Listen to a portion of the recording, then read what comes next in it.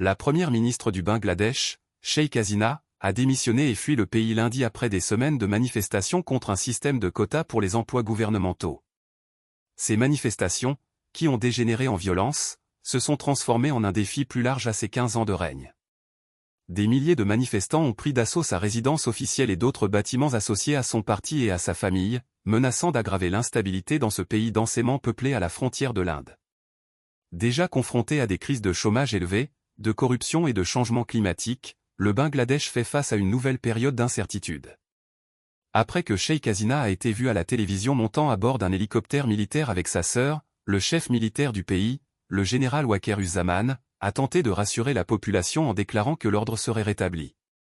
Il a rencontré des politiciens de l'opposition et des leaders de la société civile pour discuter de la formation d'un gouvernement intérimaire et a promis une enquête sur la répression meurtrière des manifestations dirigées par des étudiants. Gardez confiance en l'armée, nous enquêterons sur tous les meurtres et punirons les responsables, a-t-il affirmé. Malgré ces assurances, des foules ont continué à piller la résidence officielle de Hasina, emportant des meubles et d'autres biens. Des bâtiments clés, dont la maison ancestrale transformée en musée de la famille Hasina, ont été saccagés et incendiés. Les bureaux du parti au pouvoir et les deux principales chaînes de télévision pro-gouvernementales ont également été attaquées et contraintes de cesser leurs émissions. Pendant ce temps, des manifestations pacifiques se poursuivaient dans d'autres parties du pays, et des milliers de personnes se sont rassemblées devant le palais présidentiel. Hasina, quant à elle, a atterri dans une ville indienne près de la frontière avec le Bangladesh.